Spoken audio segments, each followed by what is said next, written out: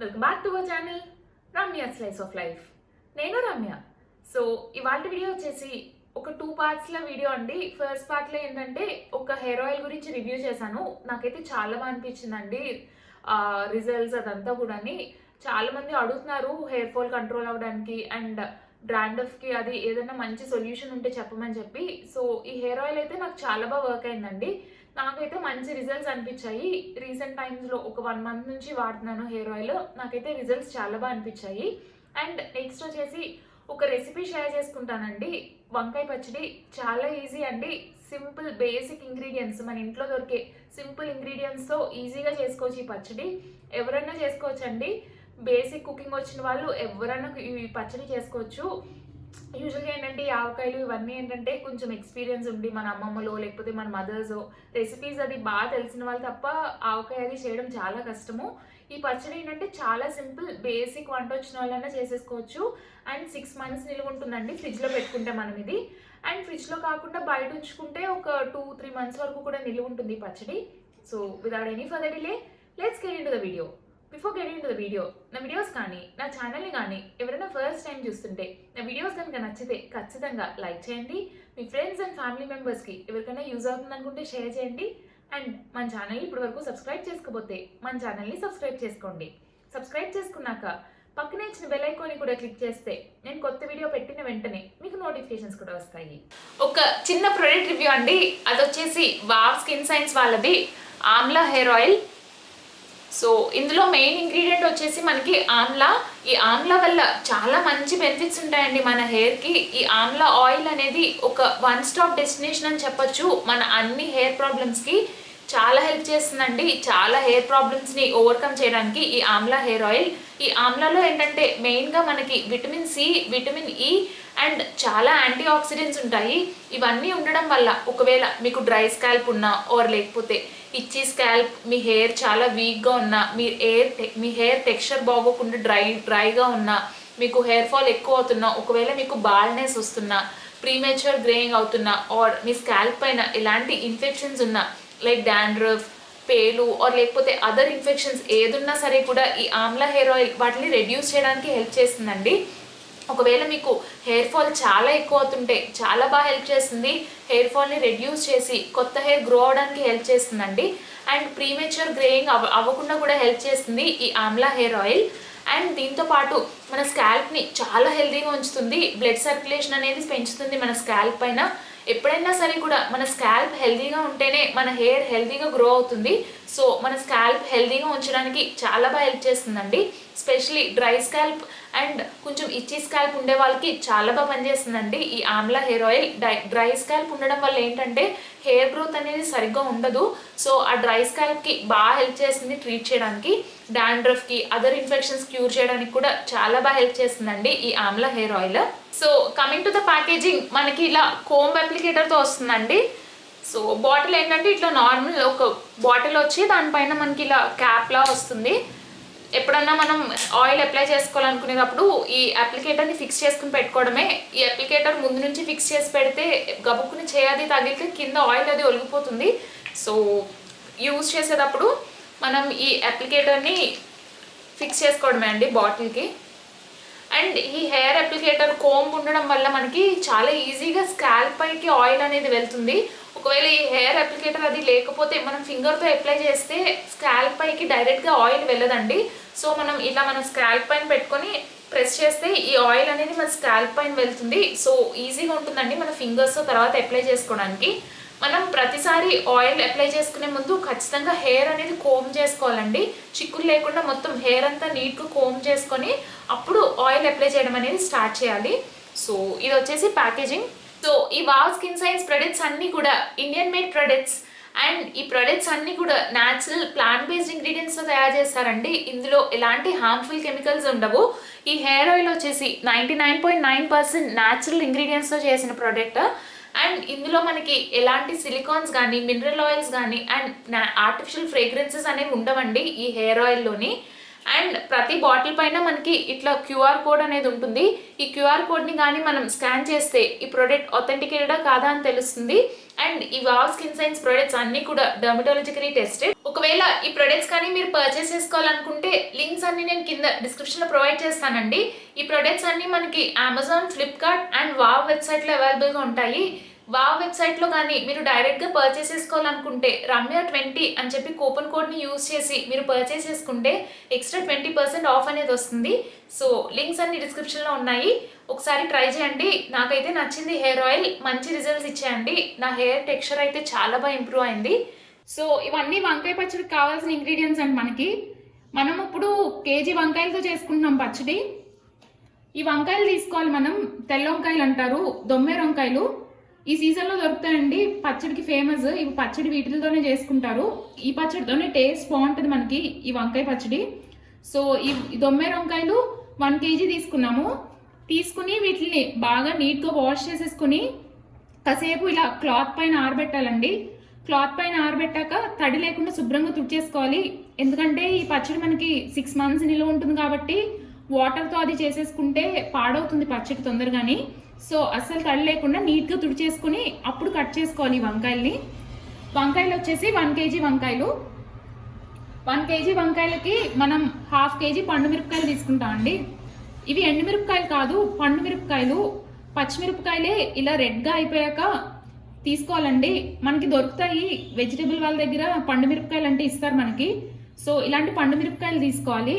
ఇవి కూడా సేమ్ వంకాయలు ఎలా అయితే వాష్ చేసుకున్నామో నీట్గా వాష్ చేసేసుకొని క్లాత్ పైన డ్రై చేసి తర్వాత వీటిని నీట్గా తుడిచేసుకొని అప్పుడు యూజ్ చేయాలండి, లేకపోతే పచ్చడి పాడైపోతుంది మనది. 1/2 kg అండి పండు మిరపకాయలు. నెక్స్ట్ వచ్చేసి చింతపండు. చింతపండు వచ్చేసి 250 grams చింతపండు. నీట్గా మొత్తం అంతా తుక్కంతా తీసేసుకోవాలండి చింతపండుది, తుక్కు ఉంచకూడదు. ఎందుకంటే మనం తర్వాత ప్రొసీజర్ చేసేటప్పుడు ఈ చింతపండుని మనం మిక్సీ చేసుకుని పేస్ట్లా చేసుకుంటాము. అవన్నీ అడ్డం వచ్చేసి పచ్చళ్ళలో అడ్డం వస్తూ ఉంటాయి, మనకి బాగోదు. సో మొత్తం నీట్గా క్లీన్గా ఒలిచేసుకోవాలి చింతపండు అంతాని. నెక్స్ట్ వచ్చేసి గాను నూనె అండి. గాను నూనెతో చేసుకోవాలి ఈ పచ్చడి. గాను నూనె అంటే నువ్వుల నూనె అని కూడా అంటారు. రాజమండ్రిలో ఏంటంటే మిల్లు ఉంటుంది మాకు, గాను నూనె మిల్లు. అక్కడికి వెళ్ళి ఆయిల్ ఇమ్మంటే ఇట్లా బాటిల్స్లో ఫిల్ చేసి ఇస్తారు మాకు గాను నూనె.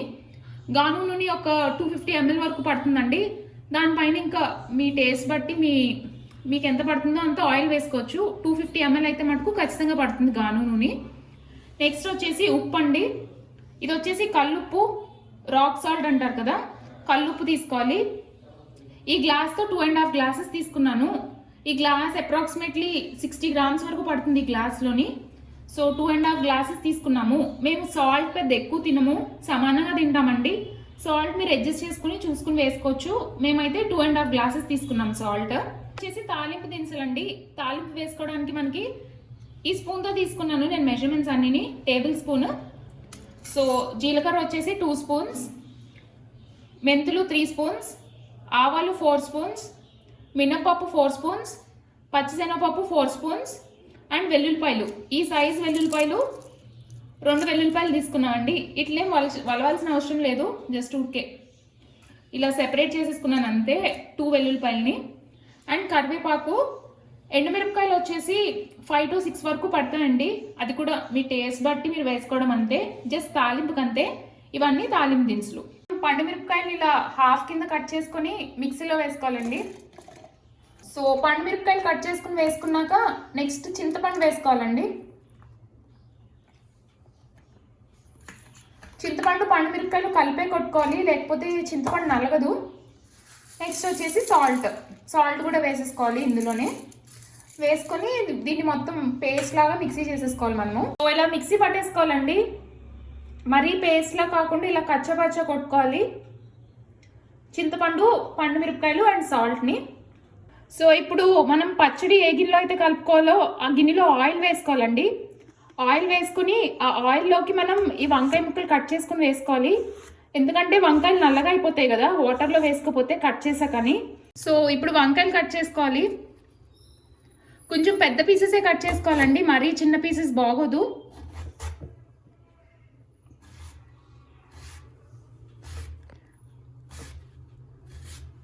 సో ఈ సైజులో కట్ చేసుకోవాలి వంకాయలు.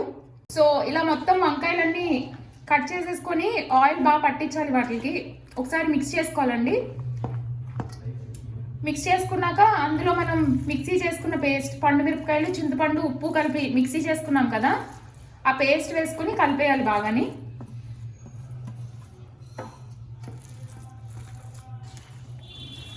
బాగా కలిసేలాగా మిక్స్ చేసేసుకోవాలి మొత్తం అంతాని. సో ఇలా బాగా కలిపేసుకోవాలండి. కలిపేసుకొని అలా దగ్గరగా నొక్కేసుకోవాలి మొత్తం పచ్చడి అంతాని. నొక్కేసి ఇప్పుడు దీనికి మనం మూత పెట్టేసుకోవాలి.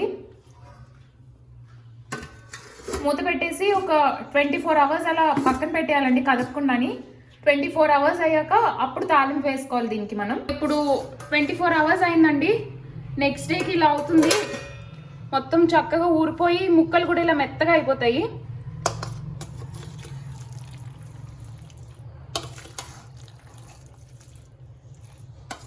సో ఇప్పుడు తాలింపు వేసుకోవాలండి. తాలింపు వేసుకోవడానికి వెల్లుల్లిపాయలు మనం కొంచెం దంచుకోవాలి, మరీ మెత్తగా కాకుండా. మిక్సీలో వేస్తే మరీ మెత్తగా అయిపోతుంది. సో ఇలా దీంట్లో వేసుకొని దంచుతున్నారు.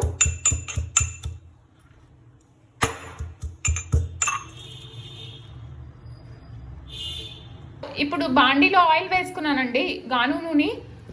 నిన్న కలుపుకునేటప్పుడు పచ్చళ్ళలో వేసుకున్నాం కదా కొంచెం, మిగిలిన నూనె ఇలా బాండీలో వేసుకుని హీట్ చేసి తాలింపు వేసుకొని అప్పుడు ఆ తాలింపు పికిల్లో వేసేసుకోవాలి మనం. ఆయిల్ బాగా హీట్ అవనివ్వాలి. హీట్ అయ్యాకనే వేసుకోవాలి తాలింపు, లేకపోతే నురగ కింద వచ్చి పొంగిపోతుంది. సో గాను నూనె ఎప్పుడైనా సరే కూడా బాగా హీట్ అయ్యాకనే వేయాలండి తాలింపు. సో తాలింపు దినుసులు అన్నీ వేసేసుకుంటున్నాను.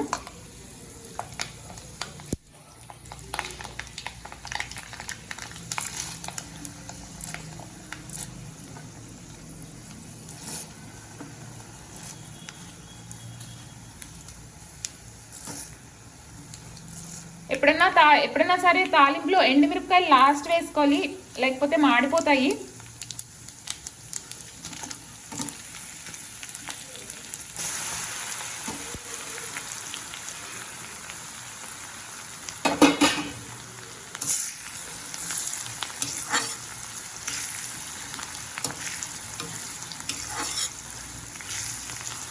ఇప్పుడు తాలింపు వేసేసారండి ఇందులోని.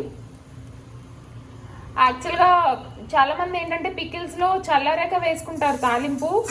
వేడి తాలింపు వేసేసుకుంటే పచ్చళ్ళలో ముక్కలు మెత్తగా అయిపోతాయని చెప్పి, మాకు ముక్కలు సాఫ్ట్గా ఉంటేనే ఇష్టం. సో వేడిగానే వేసేసుకున్నాం తాలింపు మేము.